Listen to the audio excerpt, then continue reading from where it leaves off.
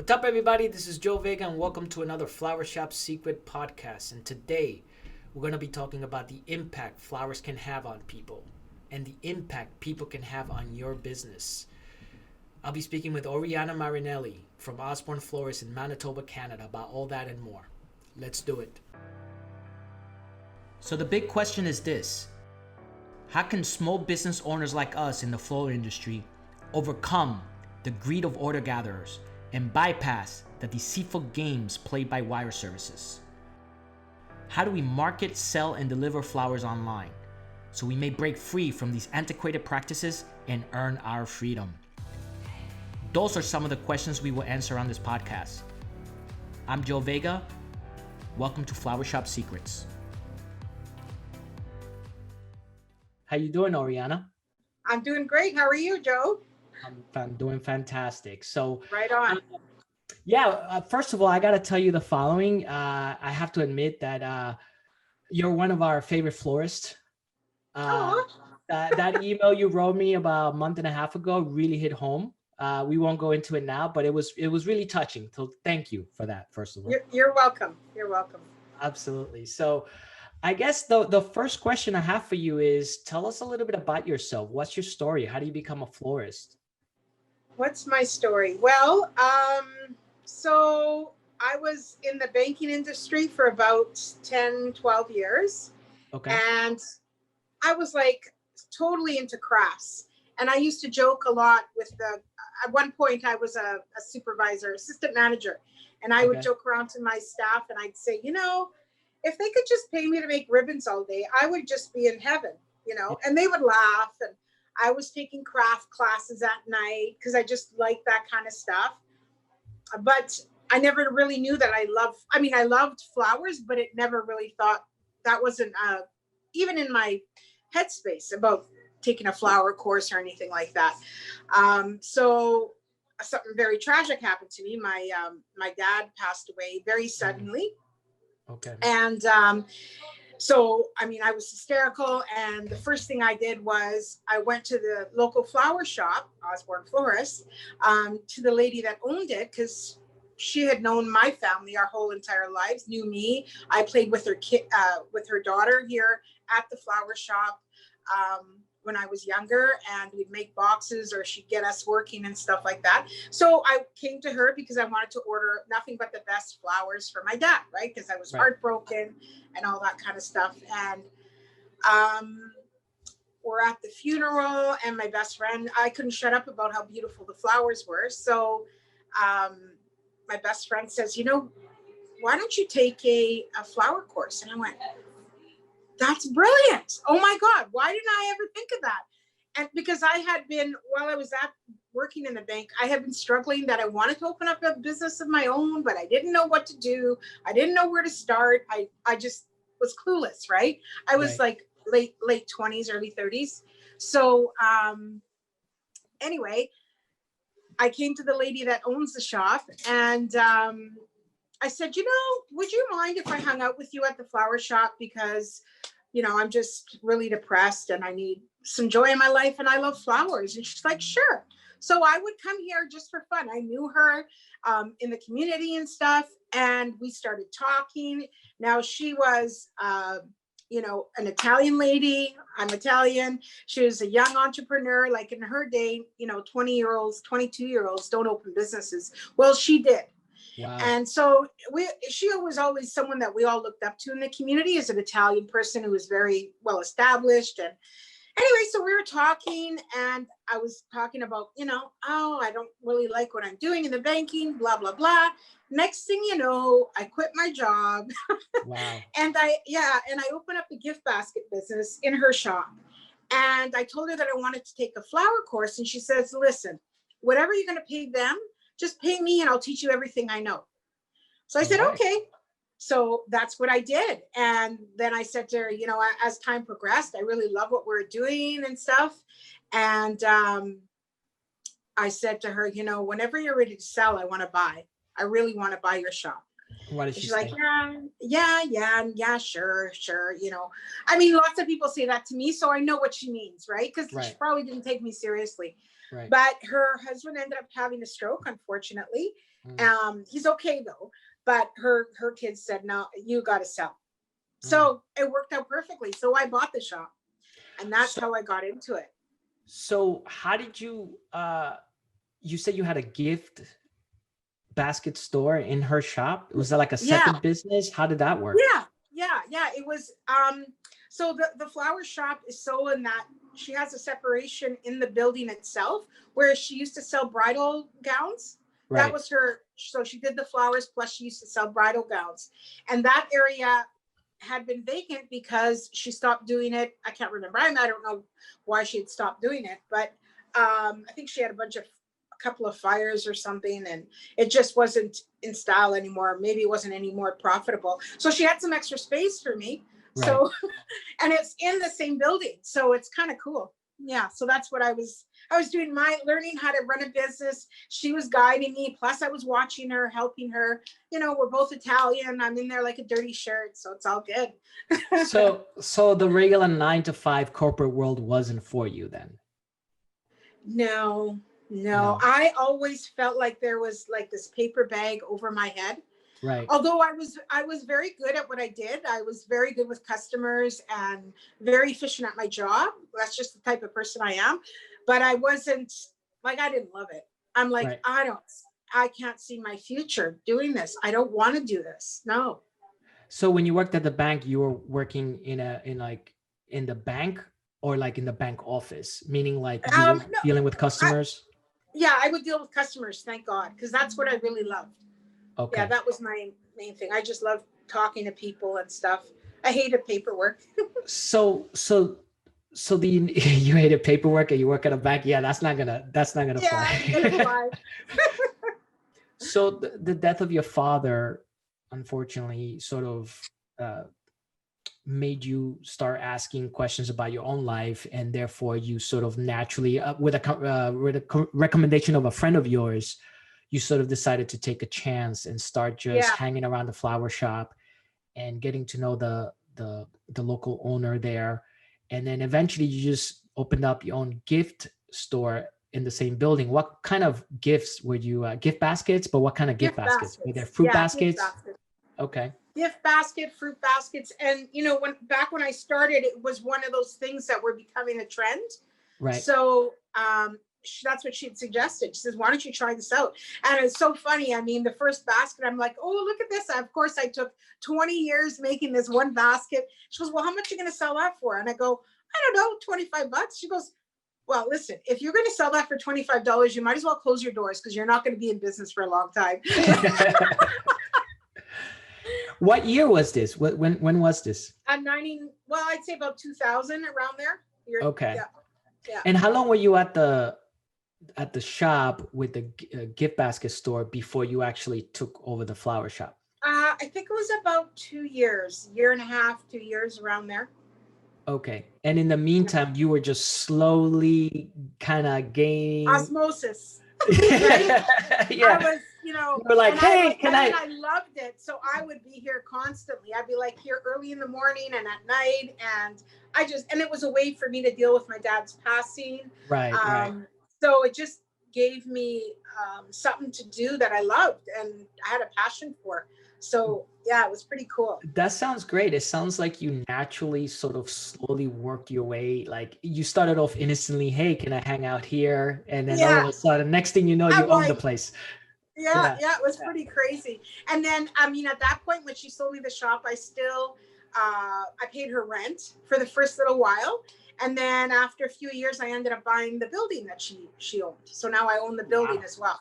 Yeah, Oh, wow. which was really smart. It, yeah, it beats Yeah, paying rent for sure. yeah. So, so finally you're a florist. Was it all that you hoped it would be when you first started? Because working in a flower shop and then owning a flower shop, those are totally different things. So can you talk about Yeah. your experience? Sure. Yes, I was gonna say yes. It was more than I expected because I didn't know what to expect, but I really, really enjoyed, dealing with customers, creating these beautiful flowers that people actually liked, learning the techniques. I didn't like the paperwork as per usual, but it was a part of what I did. So it wasn't a huge deal for me because I knew about banking and checks and balances and stuff, learning how to order flowers. So yeah, I loved it all. It was great. It was really, really good. And then I took over, everybody had to be FDD, right?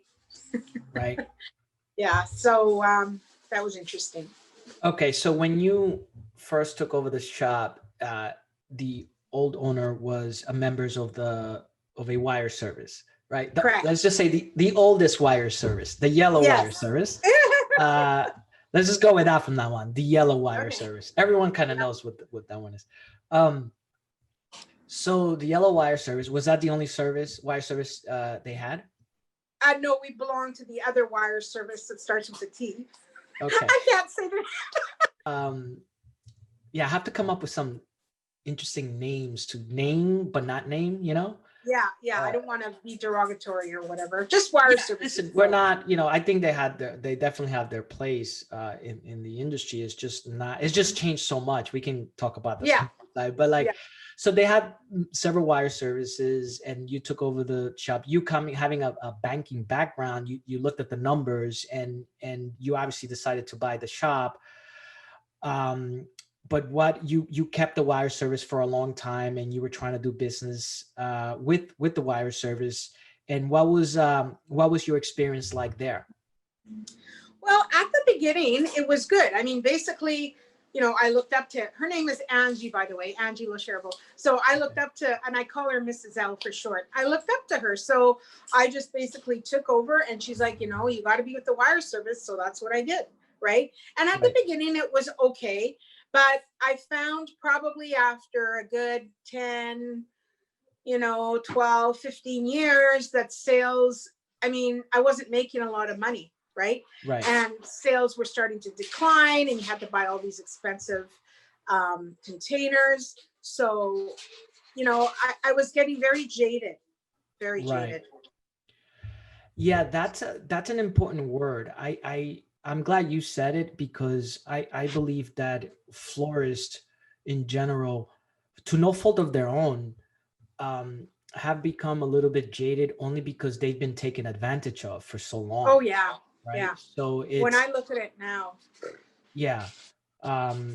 So when did you decide to make a change? Again, it was a really crazy thing. I ended up calling, we had an order to go out to Minneapolis or something, Minneapolis. It was Minneapolis. And I ended up calling this flower shop. I don't even remember why, because normally you just send it through the wire. Right. And I ended up talking to this girl and she was a girl that you grew up in Winnipeg, where I'm from, lived down the road. And I actually worked with her when I was younger. Right. Okay. Small world. She had a flower shop in Minneapolis. So I'm like, oh, okay. So we're talking and chit-chatting, catching up over all the years. And she's going, so who do you use? And I told her, and she's like, well, you should check out this company called Lovely. And I'm like, okay, yeah, sure. They're another wire service. So what are their fees? Like right away, I'm like, right. Okay, sure. And so then I decided, why not? I'll just try it. It can't hurt. It's not going to hurt what I'm doing, And I was blown away. The first week, I'm like, is this for real?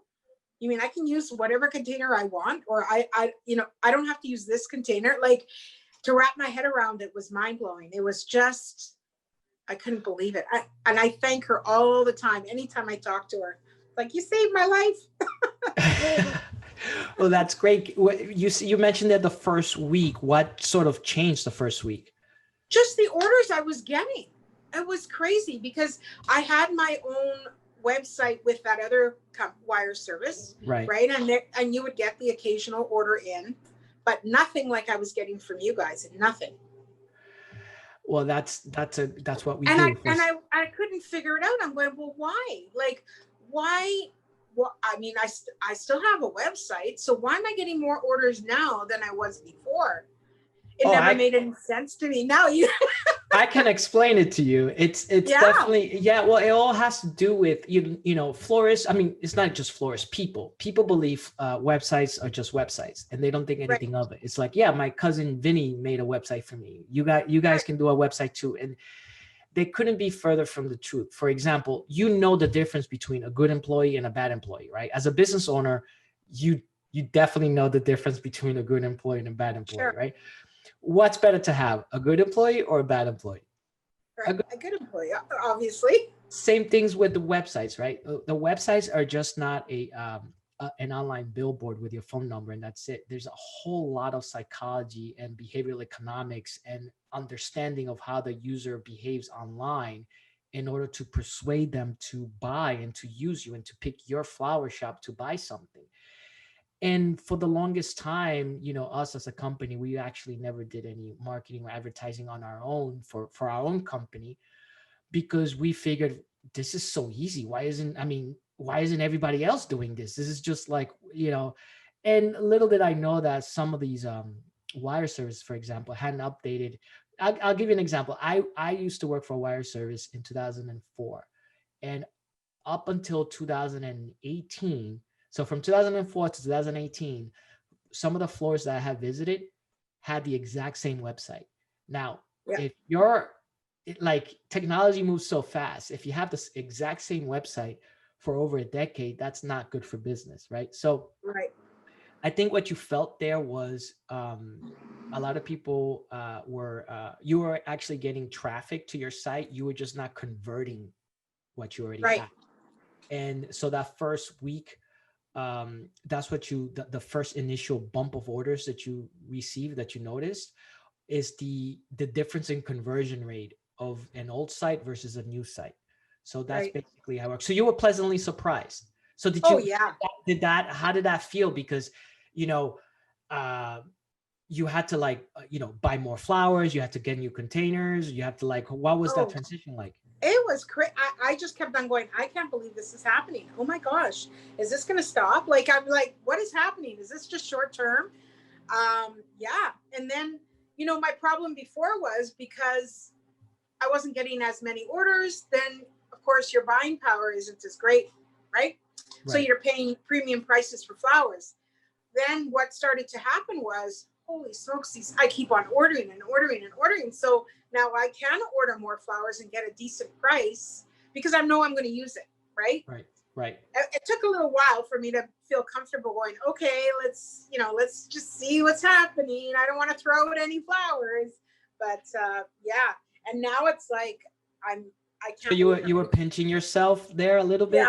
Yeah. And you thought, a lot. I'm like, what? This is crazy. Like, you know, before we would have, I don't know. It was busy if we had 10 orders going out. Now it's like, it's crazy if we have like 30, between 20 and 30 is average now. You know, 30, 35. It's like, wow, it's crazy. It's we love what we do, because when you say orders, it's not even the same amount of orders, right? These orders are a little bit more profitable for you, right? Because like you were just saying earlier, you don't have to buy any qualified containers. You could use whatever containers you want.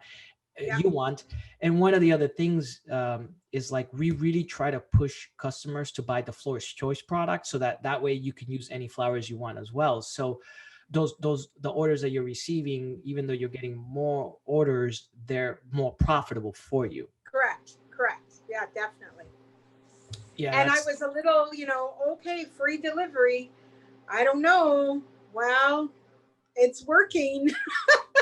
Yeah. So I I don't know if you know this, but one of our first shop that we ever signed up is from Montreal. It's actually a Canadian shop, Rosette Florist, or Rosette Florist, excuse me. Florist, yes. And the couple that owns that shop, Lou and Francine Cersei, Lou has become a mentor of mine. Lou Lavinia. I'm not sure if you ever heard of him, Lou Lavinia. No. Oh, maybe I have. Wait a minute. I've heard of that name. Yeah. You may have, because actually in the 90s, he sued the Canadian government on behalf of all florists and won.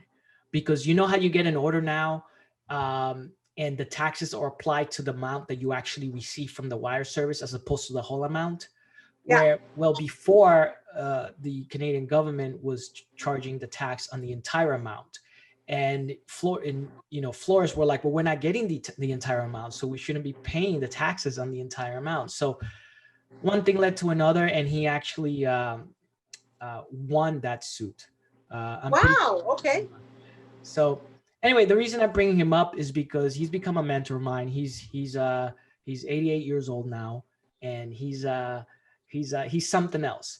And I remember when I first met him, and this was before our we started lovingly, um, because I met him because I did a point of sale installation for his shop while I was working for the wire service. And one of the things that he was always telling me is make sure that you do right by florists. Don't, there's so many companies that come and then they promise the world to the florist and then only just turn around and make as much money as possible and screw everybody else, right? So he had a lot to do with instilling the values at our company. But the reason I'm bringing him up is because I argue with him so many times about the whole free delivery thing, because he was like, well, we don't offer free delivery. I was like, but you should. And he's like, well, why? It costs me I have to pay a driver. I have to pay for guy. Like he couldn't. And we just went at it like over the phone, obviously. And he just finally, he's like, Joe, you got a good head on your shoulders. I'll tell you what, I'm going to try for 3 months. And if it doesn't work, I'm coming after you. So so I'm like, try it. And then he tried it and it worked, because this is what people expect online now. Unfortunately, the Amazons of the world, Best Buy, everyone, no one wants to pay for delivery. And free delivery is something that I've always said that florists should offer free delivery for one simple reason. Here's the reason. It's not because everybody else is doing it. That's an added reason to do it. That's a plus. Here's the reason why you show free delivery. Florists are the only entity in the floor industry that can really truly offer free delivery, right? Order gatherers can't do it. Wire services cannot do it. So you as a florist can offer something that those competitors cannot. Right? Exactly. You should be able to use that to your advantage. Now, we just recommend the florist use free delivery. You don't have to use free delivery. We have plenty of shops that just are not comfortable with it and they charge delivery. That's fine. Yeah. But the way I see it is it's basically a weapon for you to use, and it's silly for you not to use it because the other guys can't use it. So you might as well use it. That's the way I see it. Exactly. Yeah. So it took you a little bit to get used to that, right? Yeah. Oh, for sure. I'm like, free delivery. I don't know about that. Oh, I don't know. Meanwhile, back at the ranch, I'm not paying, $1 million for a vase and having to do that particular recipe and all the cost savings that are, that you have with you guys versus the other people. Right. Yeah, it's, it sometimes it just takes a while for people to get used to it. There's this thing called the S curve of innovation, right? And the S curve is kind of like, it's not called the S curve of innovation. It's called the curve of innovation.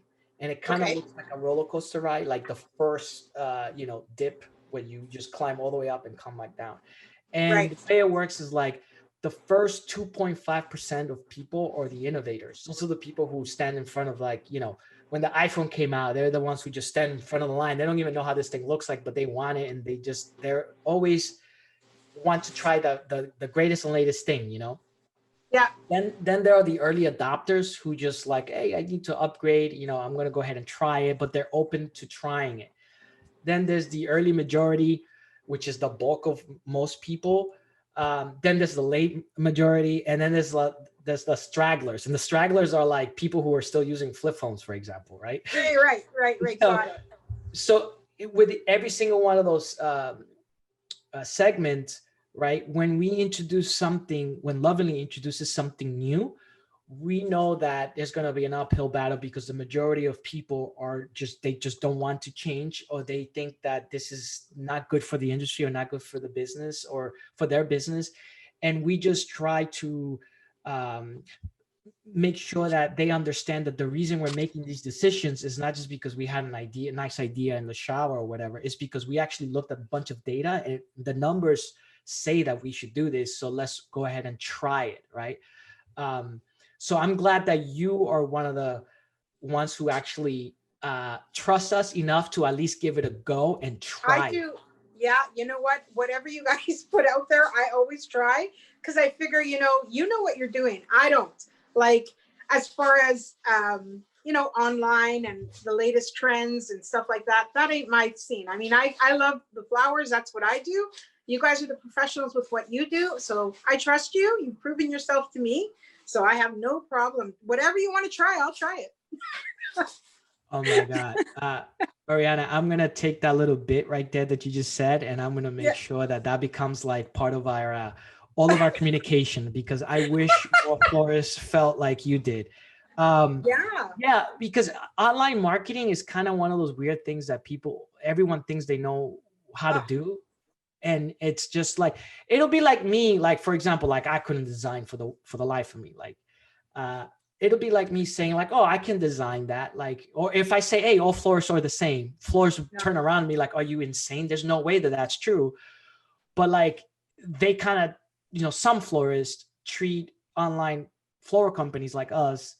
They think, oh, it's just the same, but it's not. There's a No. huge difference. You guys are in a league of your own. I mean, you're like way, you're like Amazon thinking, you're way outside the box is what I'm trying to say. And if, us as florists, as designers, we have to be very open to different things. I mean, that's what we do with flowers, right? I mean, we can't be doing the 1950s arrangement. We've got to be, cutting edge, Right. very creative. So that's what I think you guys are like. You're not even like, you're not a wire service. You're totally No. not. You're totally different. I consider you more like an Amazon, selling a product, getting this out there, using all those tools that we Yeah. florists have no idea. What you're describing is something that I kind of wish more florists had is you have a growth mindset, right? So there's a growth mindset and there's a fixed mindset. And is part of me feels really part of me understands, right? Because florists, like we said, they've been taken advantage of for so long, right? Yeah. They've been beaten down. They've been like, from the wire service. I mean, put it this way, florists started this industry and it has been ripped from them, right? Yes. Over 100 Yes. years ago. And it Yeah. has been where these national companies are now just, at the forefront. They're the ones on top of mind of customers, and they kind of get all these orders just to turn around and give it to you for, I wouldn't say pennies on the dollar, but very, very close Pretty to that. close. Yeah, Pretty exactly. close. So, Yeah. so the way I see it is that florists, although I understand why they're a little bit jaded, because the wire services and auto guys have taken advantage of you guys. Sometimes you just got to take a risk and say, let me see if it works, as opposed to Yeah. just saying, no, that's not going to work, Exactly. Yeah. And but how has, you said, you said, I gotta get your quote here because I don't want to mess it up. You said something really interesting. um you said that we changed your life. Exactly what do you mean by that? I forget about business and orders and profits. What do you mean by that exactly? Um, I was at a point with the wire services going, I need to get out. Like this is no longer profitable. I'm, what's going to happen to my life, my future? Um, that's how low it was. It was scary. And, Lovingly has allowed me to have security in my shop.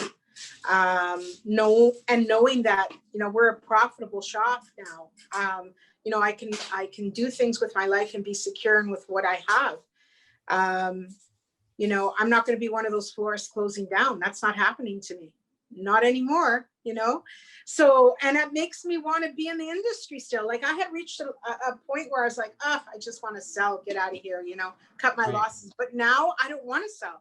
I love it. It's flourishing. It's more vibrant, and we're busy, and we get so many, and your feedback on the website. I mean, that's brilliant. I read that to my staff all the time.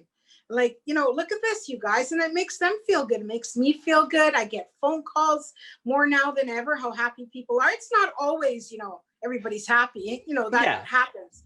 But Yeah. I mean, there's more positive than negative. Definitely. Definitely. And lots of repeat customers, because they're Yeah. happy we're around and stuff. So yeah, it's changed my life, like my security, the future, my retirement, everything.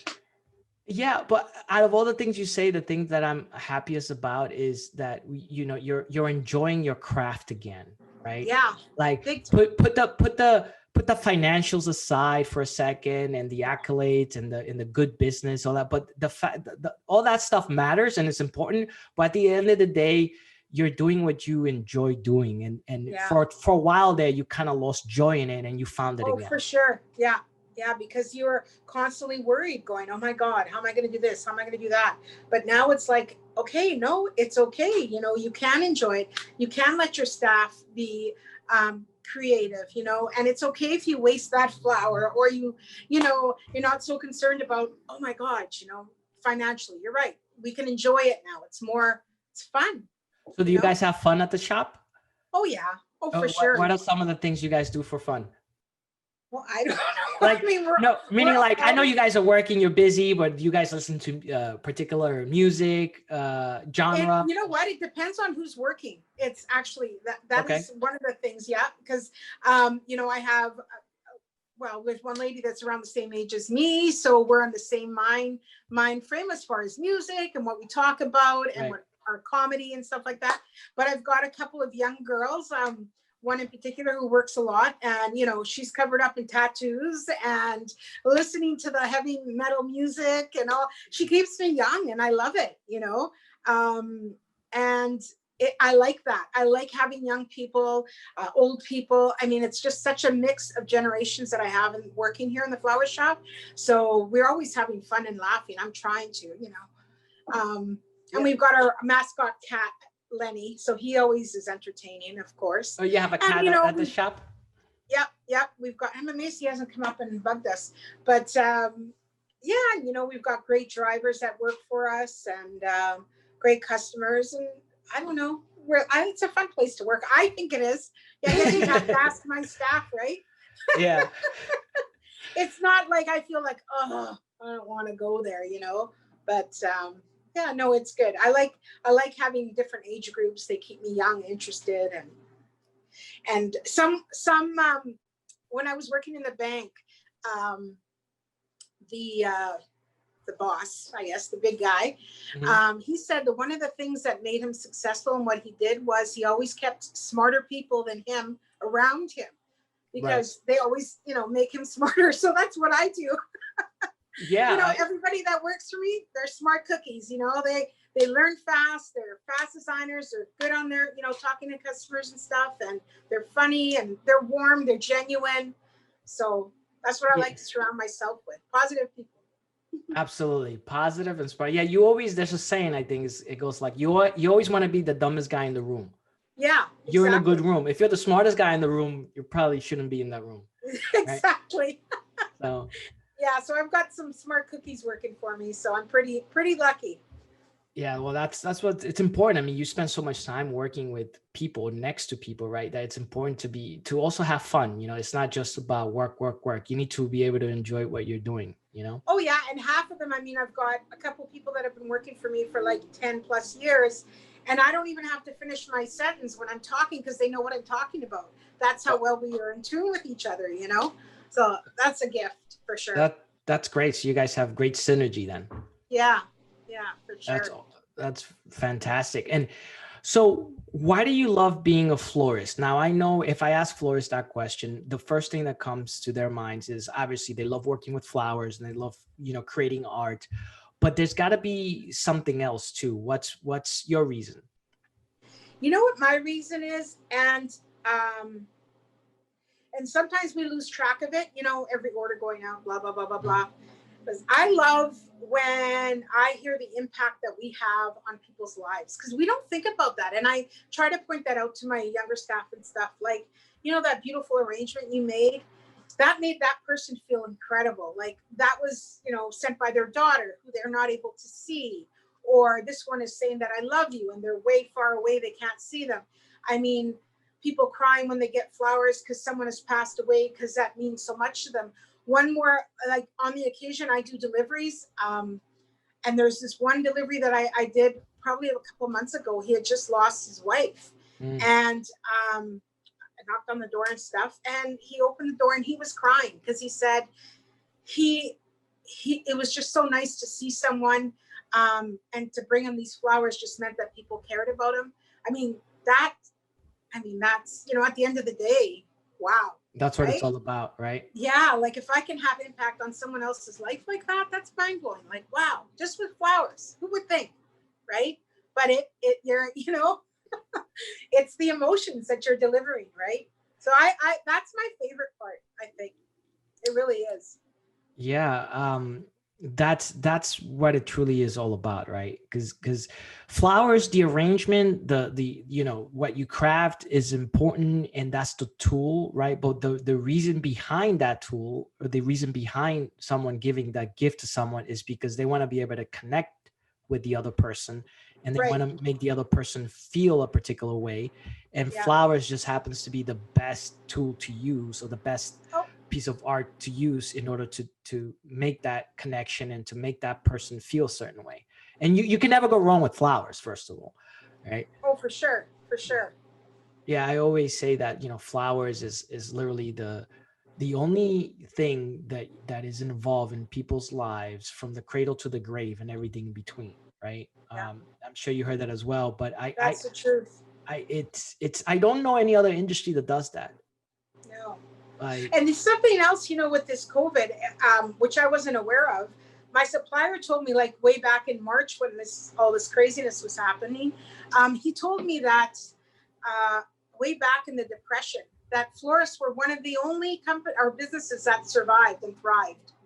Isn't that amazing? Wow. Yeah. I was like, what? He goes, yes.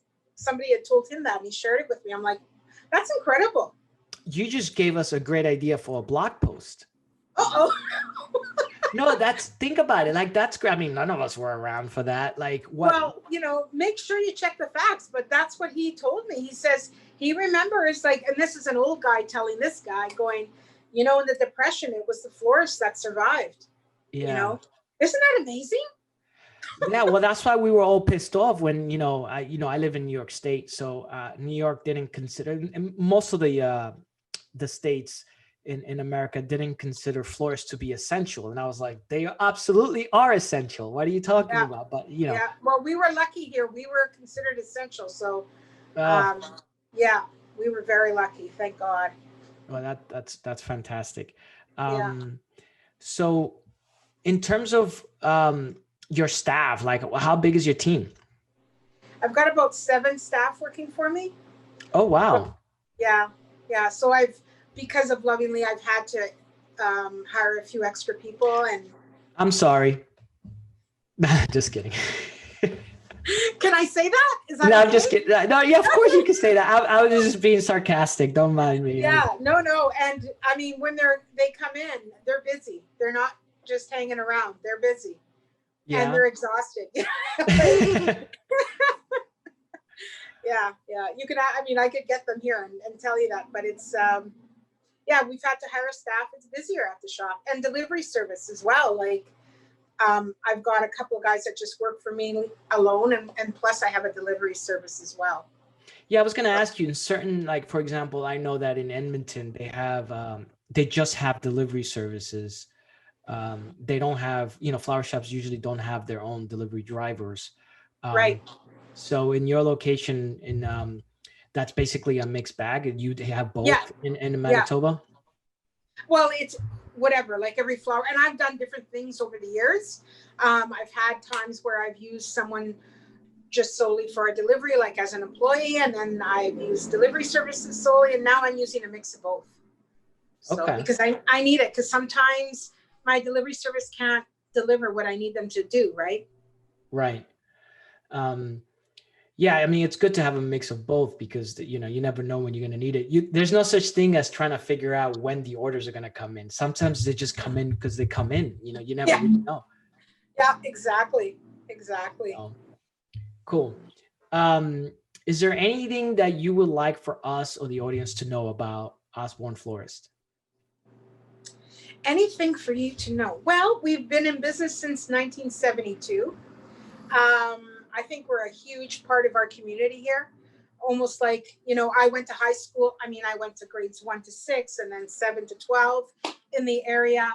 There's a lot of people that live in the area. Osborne Street is a widely known street. When people move away, they recognize Osborne Street. Um, so, I mean, Osborne Florist, what can I say? We're a great florist, been around for a long time, and we care about people, and we have great products. It sounds like you guys have a lot of fun and enjoy what you're doing as well, which is really important because that kind of, for some reason, that I think that like that actually translates into the product. Oh yeah. Even when even when somebody's calling, when you're receiving an order over the phone, right? It's actually like people can somehow tell whether you're happy or sad taking that order, right? So if you're happy to the customer, it's going to seem a little bit more welcoming. If you're just simply smiling, even though they can't see you, the fact that you're smiling alone that translates somehow. Don't ask me how that Oh, it works. does. It definitely Yeah, translates. it does for sure. And I mean, I remember the old trick how people say keep a mirror in front of your face, when you're talking on the phone. But you also have to gauge the situation. I mean, if someone's calling about Oh a yeah. death or whatever, you don't want to be, oh, that's great, Yeah, But no. Well, that's what I think. To me, one of the most amazing things I find about florists is your ability to match the emotional state of the customer on the fly, right? Because you can have yeah, somebody who's happy as can be because they just had a baby or they got a promotion or it's somebody's birthday or whatever, and then the next moment you can have somebody walk in whose mom just passed away, and you exactly. and you have to go from highs to lows and everything in between like that. That Oh must be an yeah. emotional roller coaster ride, right? Oh, for sure. I mean, we get off the phone and myself and some of my staff, oh my God, and we tell each other the story, like this happened, that happened, they start crying, I start crying, or we get off the phone and look at what this guy's doing because he pissed off his wife, or, you know. So, I mean, yeah, it's a range of emotions for sure. I'm sure we would all say that. So it's okay if you say no to this, okay, right off the bat. But can you, Oh, without any names or anything, can you share something that's sort of a story or a reason why someone purchased flowers from you guys, and the story behind it was just magical, or anything in between? yeah, I do have one story. When I first started the shop, there was a lady who came in and they purchased a marriage license and they were getting married around Christmas. So when Okay. I started working in the shop with Angie, right? Yeah. I think I had just taken it over. It was just starting. And they had purchased a little centerpiece for their Christmas wedding. So she would come in year after, they actually would both come in year after year with their little centerpiece, same container, same little doohickeys every year. And I knew it was Christmas because they would come in. And one year she came in and he wasn't there. And so I was going to start crying. And he had passed away. And she was crying and we were all crying and we were all hugging. This is before COVID. And it just broke our hearts. It's like, oh my God, that's so sad. And we made it. And then a couple of years later, she would come in every year. And it wasn't so sad as she come in and she started to feel happier. One year she comes in, guess what? I met somebody. And then we're like, oh my God, that's so great. We're hugging and happy and blah, blah, blah. Then a couple years later, she's getting married. She's getting remarried. Yeah. So, and she's still a customer of mine. She comes in every Christmas time and now she's remarried. And I don't know. And I mean, that's traveled me for like over 21 years. So that's pretty cool. I think it touches my heart. And it's not Christmas unless she comes in. Not for me anyway. Wow. She kind of like, okay, Christmas is here. Let's go. That's an amazing story. That's what it's all about, right? Yeah. I mean, I've had so many stories. I can't remember anything because, old age, I guess. But yeah, lots of stories like that. It's pretty cool. Yeah, that's one of the things we kind of want to do in the long run is we want to somehow be able to capture those stories. and share them with the world, right? Obviously with customers permission and things like that, right?